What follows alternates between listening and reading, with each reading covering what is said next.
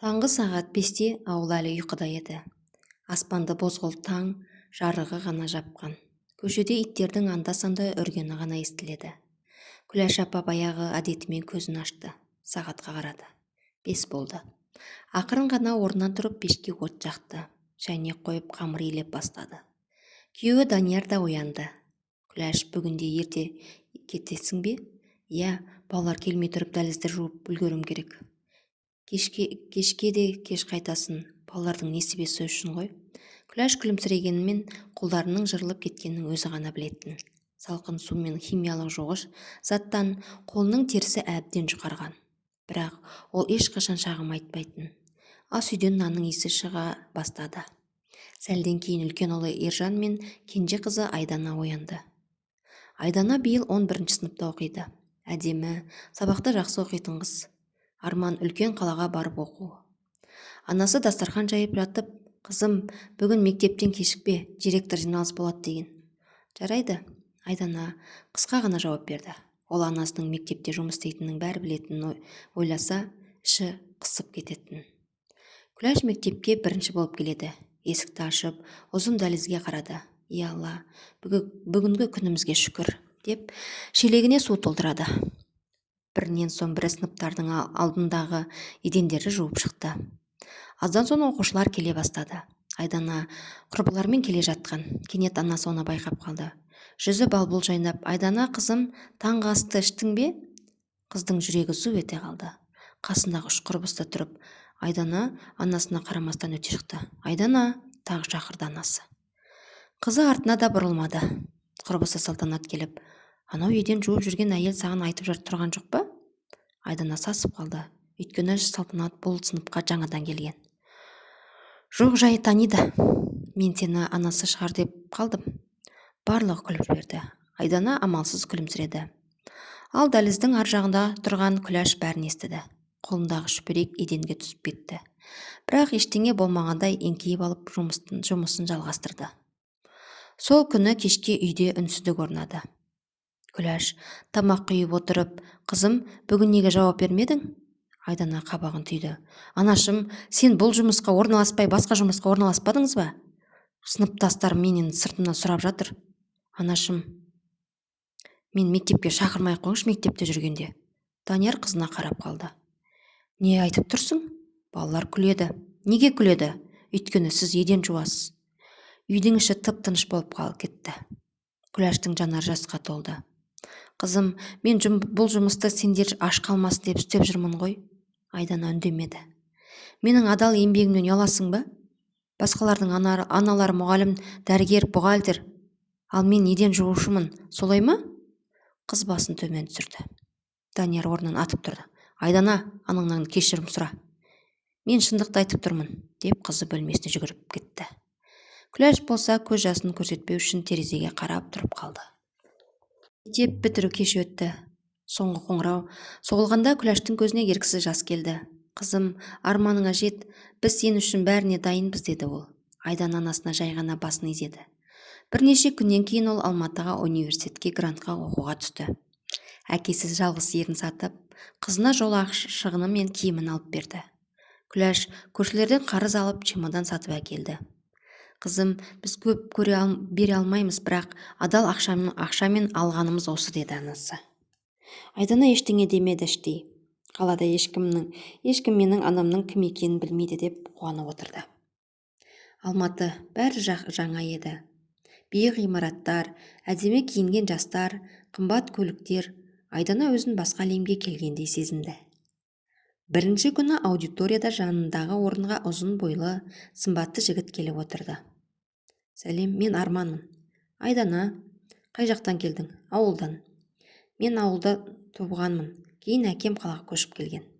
Арман өте қарапайым сөйлейтін. Бірақ кейін қыздардан Айдана оның әкесінің үлкен кәсіпкер екенін естіді. Арманның әкесі бірнеше компанияның иесі екен. Үйлері зәулім сарай сияқты, дейді. Қаладағы ең бай отбасыларының бірі. Айдананың жүрегі шым ете қалды. Күндер өте берді.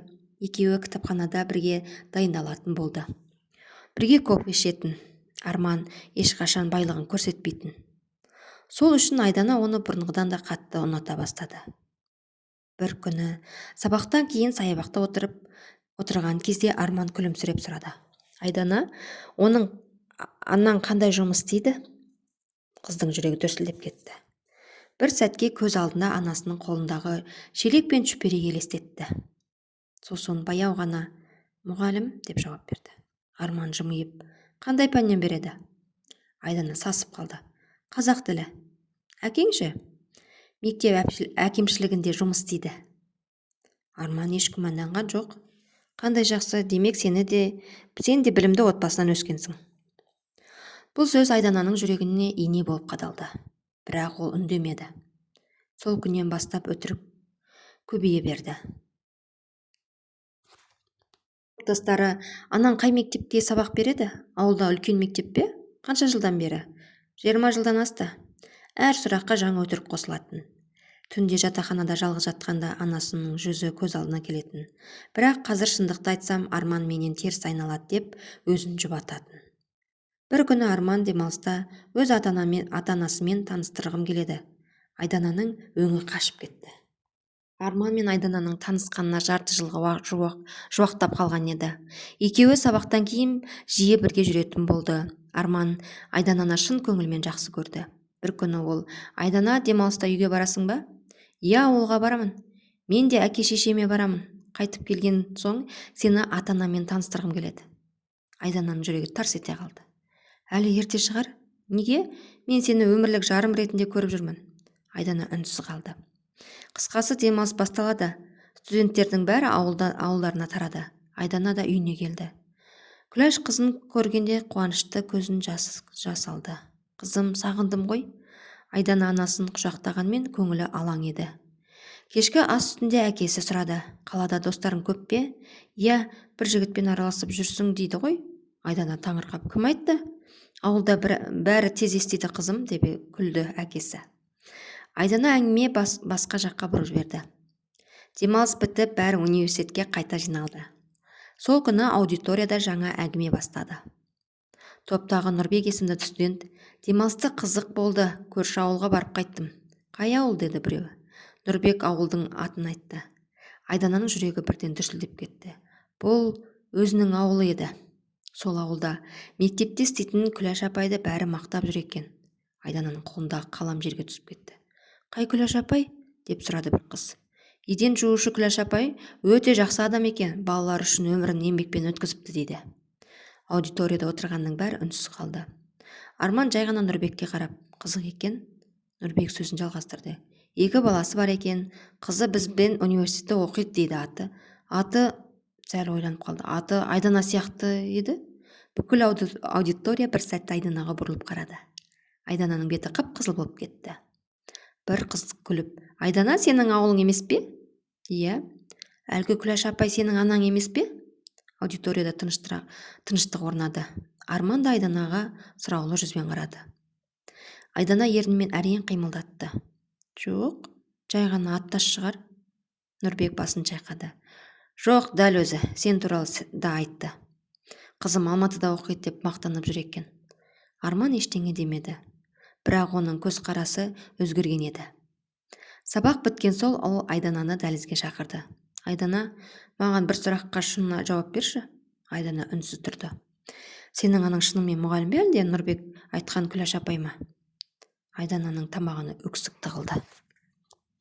Арман үнсіз ұзақ тұрды. Айдана, бір рет сұраймын. Нұрбек айтқан рас па? Қыздың көзінен жас ыршып кетті. Иә, рас. Анам мұғалім емес пе?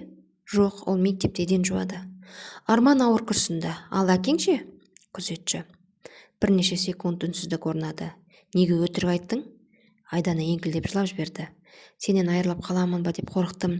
Сен отбасың бай, әкең үлкен кәсіпкер, анаң да бізді тең көрмейді деп ойладым. Сондықтан өтірік айттым. Арман терезеге қарап біраз тұрды. Егер сен маған басынан шындықты айтсаң, мен ешқашан сені кем көрмес едім. Бірақ сен маған сенбедің, ең ауыры осы. Сол күннен кейін Арман бұрынғыдай хабарласпай кетті. Бірнеше күннен соң Арманның анасы бәрін естиді. Арман әлгі қыз расында еден жуушының қызы ма? Иә, ана. Онда бұл әңгіме осы жерде тоқтасын. Біздің әулетке лайық емес. Ана, Адамның мамандығы емес өзі маңызды ғой. Жоқ, біз ондай отбасынан құда бола алмаймыз. Ертең елде не дейді? Арман үндемей қалды. Ол анасының бұл сөзіне қарсы шыққысы келді, бірақ бір жағынан Айдананың өтірігі де жүрегіне қатты тиген еді. Осылайша Айданадан алыстай бастады. Күләш соңғы кездері қызының суып кеткенін байқап жүрді. Телефон соқса Айдана асыға сөйлесіп қоя салатын. Қызым, тамағыңды уақытында ішіп жүрсің бе? Иә, анашым, жұмысым көп, кейін сөйлесейік. Қоңырау үзіле салысымен Күләш ауыр күрсінді. Сол кеште үй жинап болған соң телефонын қолына алды. Инстаграмды ақтарып отырып бір бейнежазбаға көзі түсті. Экранда ақ халат киген егде жастағы әйел күлімсіреп тұр екен. Төменгі жағында үлкен әріппен «Оқуға түсуге ешқашан кеш емес, жас арманға кедергі емес» деген жазуды көреді. Күләш видеоны бірнеше рет қайталап көрді. Онда 40-тан асқан, 50-ге жақындаған адамдарды колледжге түсіп жаңа мамандық игеріп жатқанын көрсеткен. Ол телефонын баяу жауып қойды. Мен де оқиғаларым мәдім. Кешке жұмыстан келген күйеуі Даниярға шай ішіп отырып, Күләш ойланып отырып, Данияр, саған бірдеңе айтсам күлмейсің бе? Сенің сөзіңе күлетін адам емеспін, айта ғой. Менің оқығым келеді. Данияр таңырқап қалады. Оқу? Иә, медбике болғым келеді. Жастар ғана емес, үлкен адамдар да кешкі бөлімге түсіп жатыр екен. Мен де өзімді сынап көрсем деймін. Данияр біраз үнсіз отырды. Күләш оның қарсы шығатынын күтіп еді. Бірақ күйеуі күлімсіреп, мен сені баяғыдан ақылды әйел деп білемін. Егер жүрегің қаласа, міндетті түрде оқы, мен қолдаймын. Күләштің көзіне жас келді. Осы жасымда қолымнан келе ме екен? Сен 2 балаңды өсірдің. Қыстың боранда, жаздың аптасында еңбек еттің. Сондай әйел оқуды да бітіреді. Мен саған сенемін. Бірнеше күннен кейін Күләш аудан орталығында медициналық колледжге барып құжаттарын тапсырды. Қабылдау комиссиясындағы қызметкер: жасыңыз нешеде? 47-демін. Қызметкер жымиып: білім алуға жастықтың еш қатысы жоқ. Егер ниетіңіз болса, қабылдаймыз. Күләш емтихан тапсырып, көп ұзамай кешкі бөлімнің медигер иесі мамандығына оқуға қабылданды. Күндіз бұрынғыдай мектепте еден жуатын, кешке автобуспен колледжге қатынайтын, шаршаса да бір күнге сабақтан қалмайтын. Өзін іштей, бір күні қызым менімен мақтанатын күн келеді деп қайталайтын. Күләш колледжге қабылдағаннан кейін өмірі мүлде өзгерді. Таңғы сағат 5-те тұрып, бұрынғыдай мектептің дәлізін жуатын. Сағат 4-те жұмысқа аяқталысымен үйге жүгіріп келіп, тез тамақ әзірлейді. Кешкі 6-да автобусқа отырып, аудан орталығындағы медициналық колледжге кетеді. Түнгі 10-ға қарай үйіне шаршап оралады. Бір күні Данияр әйелінің кітапқа үңіліп отырғанын көрінеді. Ұйықтамадың бәлі? Ертең анатомиядан сынақ бар екен. Сүйектердің атауын жаттап отырмын. Данияр күліп жіберді. Сен студент болып кетіпсің ғой? Күләш та жымиды.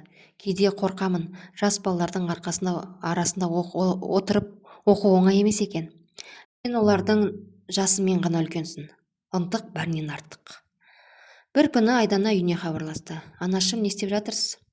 Сабақ оқып отырмын, қызым. Қандай сабақ? Медициналық колледжге түстім. Медбике мамандығын оқып жүрмін. Телефонның ар жағында үнсіздік орнады.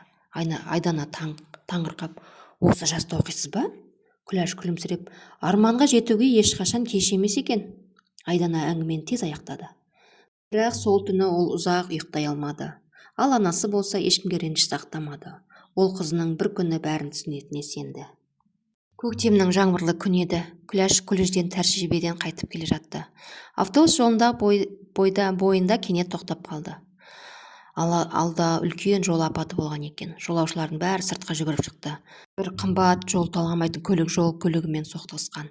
Көліктің ішінде егде жаста ер адам қансырап жатыр. Жұрттың бәрі абыржып қалған. Біреу: жедел жәрдем шақырыңдар. Екіншісі: ешкім қозғалмаңдар деп айқайлап жатты. Күләш жүрегі дүрсілдеген күйі жақындады. Колледжде үйренгенін есіне түсірді. Мен медициналық колледждің студентімін, рұқсат етіңіздер. Ол ер адамның тынысын тексерді. Тамыр соғысы әлсіреп бара жатқан.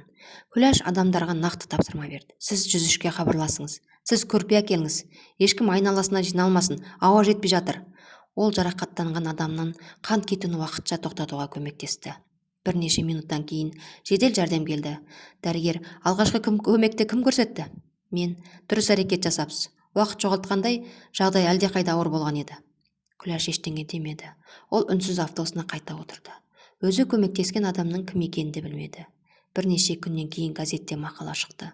Медициналық колледж студенті жол апатында зардап шеккен азаматқа алғашқы көмек көрсетіп, дәрігерлер келгенше оның жағдайын тұрақтандырды. Суретті көрген Арманның көзі шарасынан шықты. Бұл Айдананың анасы ғой. Ол ауруханада жатқан адам Арманның әкесі еді. Осы жерден кейін Арманның әкесі Күләшпен жеке танысып, оның қарапайымдылығы мен адамгершілігіне тәнті болды. Ал бұрын сізге лайық емес деген Арманның анасы алғаш рет өз пікірінен қате болғанын түсіне бастайды. Жол апатынан кейін 2 апта өтті. Арманның әкесі Ербол ауруханадан шығып үйіне оралды. Дәрігерлер, егер алғашқы көмек дер кезінде көрсетілмегенде қан жоғалту әлдеқайда ауыр болар еді деді. Ербол әлгі әйелді ұмыта алмады. Мені құтқарған кісінің аты кім деді. Күләш медициналық колледждің студенті екен. Сонымен қатар ауыл мектебінде еден жуушы болып жұмыс істейді, деді дәрігер. Ербол таң қалды. Еден жуушы? Сол кеште Арманның анасы Гүлмира шай құйып отырды. Ербол оған қарап, сен бір кезде еден жуушының отбасымен құда болмаймыз деген едің ғой? Иә. Ал сол еден жуушы бүгін менің өмірімді сақтап қалды. Гүлмира үнсіз қалды. Ербол сөзін жалғастырды. Байлық адамның қалтасында болады, ал адамдық жүрегінде болады екен. Біз соны кеш түсініппіз. Гүлмираның көзі төмен түсті. Ол алғаш рет өз сөзінен ұялды. Келесі күні Ербол мен Гүлмира ауылға жолға шықты. Күләш әдеттегідей мектептің дәлізін жуып жүрген. Сыртқа қымбат көлік тоқтады. Мұғалімдер таңырқап қаралды. Ербол көлікке түсіп Күләштің жанына келді. Күләш абдырап, сізге көмектесейін бе? Ербол күлімсіреп, жоқ, бұл жолы мен сізге алғыс айтуға келдім. Күләш оны бірден тани алмады. Сіз мені танымадыңыз ба? Жол апатындағы адаммын. Күләш күлімсіреп, ең бастысы аман екенсіз. Ерболдың көзіне жас келді. Мен сізге өмір бойы қарызбын. Сол кезде Гүлмира алға шықты. Ол Күләштің алдына келіп үнсіз тұрып қалды. Бірнеше секундтан кейін, мені кешіріңіз. Күләш таңырқап қарады. Неге? Мен сізді көрмей тұрып сырттай бағалаппын. Мамандығыңызға қарап адам екеніңізді ұмытыппын. Кешіріңіз. Күләш жай ғана жымиып, ренжімеңіз, адам қателеседі. Ең бастысы қателігін түсіну. Осы сәтте мектеп дәлізінде тұрған мұғалімдердің бәрі үнсіз бақылап тұрды. Арман да анасының қасына келді. Ол Күләшқа қарап, апай, сізден де Айданадан да кешірім сұраймын. Мен оны өтірігі үшін жазғырдым. Бірақ сол өтіріктің артында қорқыныш жатқанын кеш түсіндім. Күләш басын изеп, балам, өткенді өзгерте алмайсыз, бірақ болашақты дұрыс құруға болады. Арман сол күні кешке Айданамен кездесуге кетеді. Ал Айдана оның не үшін келгенін әлі білмейді. Арада 3 жыл өте шықты. Күләш медициналық колледжді үздік бағамен аяқтады. Салтанатты кеште директор оның қолынан қысып, сіздің жасыңыз емес, еңбекқорлығыңыз жастарға үлгі болады. Құттықтаймын. Күләштің көзінен қуаныштың жасы сырғып түсті. Көп ұзамай ол ауылдық дәрігерлік амбулаторияға медбике болып жұмысқа қабылданды. Ал мектептегі еден жуушы орнын басқа адам келді. Соңғы жұмыс күні Күләш бұрынғыдай ерте келіп, бос қалған дәлізге ұзақ қарап тұрды. Ол қолымен жаңа жуылған еденді сипап, осы жерден қанша жыл еңбек еттім, рахмет саған деп сыбырлады. Сол күні ауылға бірнеше қымбат көлік кірді. Ауыл адамдар таңырқап, кімнің үйіне келді екен деп сыртқа шыға бастады. Көліктен Арман, оның әкесі Ербол, анасы Гүлмира және туыстар түсті. Қолдарында сыйлық, қазақтың салтымен құда түсуге келген еді. Күләш пен Данияр да абдырап қалды. Ербол үйге кірген соң бірінші болып сөз бастады. Данияр аға, Күләш қарындас, біз бүгін қыздарыңызға сұрап келдік, бірақ оған дейін біз парызымызды орындағымыз келді. Ол орнынан тұрып Күләшқа бұрылды. Бір кезде сізді мамандығыңызға қарап бағалап үлкен қателік жібердік. Бүгін сол қателігіміз үшін кешірім сұраймыз. Гүлмира да орнынан тұрып, мені кешіріңізші, мен адамның байлығына қарап сөйлесіппін, ал сіздің байлығыңыз жүрегіңізде екен. Күләш жай ғана күлімсіреді. Ең бастысы бәріміз аманбыз, өткенді қозғаудың қажеті жоқ. Осы кезде үйдің есігі ашылды. Айдана ішке кірді. Құдаларды көріп қатып қалды. Арман оған баяу жақындады. Айдана, иә? Бұл жолы мен ештеңені жасырғым келмейді. Сен де жасырма. Біз өмірімізді енді тек шындықпен бастайық. Айдана көзінен жасы парлап кетті. Кешір мені. Екеуміз де қателестік, енді қайталамайық. Сол сәтте Айдана анасына қарады. Баяғыда қолына шелек ұстап жүрген қарапайым анасы. қазір аппақ халат киген медбике болып тұр. Бірақ Айдана үшін анасының мамандығы емес, жүрегі өзгермеген еді. Ол бәрінен көзінше анасына барып құшақтады. Жылаған күйі: «Анашым!» Күләш қызын басынан сипады. «Не болды, қызым?» «Бұрын сізден ұялдым». Үй іші тып-тыныш болып қалды.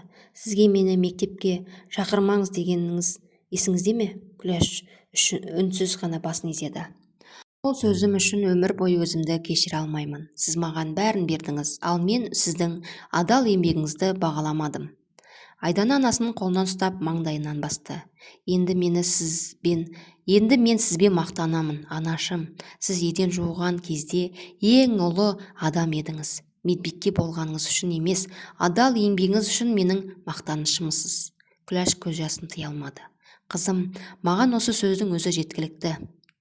Бір жылдан кейін Айдана мен Арман шаңырақ көтерді. Тойда асаба Күләшті ортаға шақырып, келіннің анасы, ауылдық амбулаторияның медбикесі, көп жыл мектепте адал еңбек еткен жан деп таныстырды. Бұл жолы Айдана орнынан бірінші болып тұрып ұзақ қол соқты. Бүкіл той қосылды. Ал Күләштің жүзінде тағы бір ғана сезім бар еді. Ана бақты. Ешбір адал еңбек ұят емес.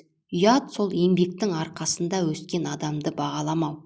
Ата-ананың маңдай тері баланың ең үлкен байлығы. Ал сіз бұл оқиға туралы не ойлайсыз? Айдананы кешіруге бола ма? Әлде ол анасын тым қатты ренжітті ме? Егер сіз Күләштің орнында болсаңыз, қызыңызды бірден кешірер ме едіңіз? Пікіріңізді міндетті түрде комментарийға жазыңыз. Ал сіз ше, өміріңізде ата-анаңыз үшін ұялған кезіңіз болды ма? Әлде керісінше, олармен әрдайым мақтандыңыз ба? Егер Айдананың орнында болсаңыз, не істер едіңіз? Ал Күләштің орнында болсаңыз, қыздарыңызды кешірер ме едіңіз? Ойыңызды пікірге жазыңыз. Ата-анамыздың адал еңбегін қадірлейік, өйткені олар біз үшін өмір бойы еңбек етті. Егер әңгіме жүрегіңізге жетсе, лайк басып, арнамызға жазылуды ұмытпаңыз. Осындай өмірден алынған әсерлі оқиғаларды бірге тыңдайық. Келесі кездескенше, әр шаңырақта жылулық, махаббат болсын, дендеріңіз сау болсын, ғұмырларыңыз ұзақ болсын. Келесі кездескенше сау болыңыздар.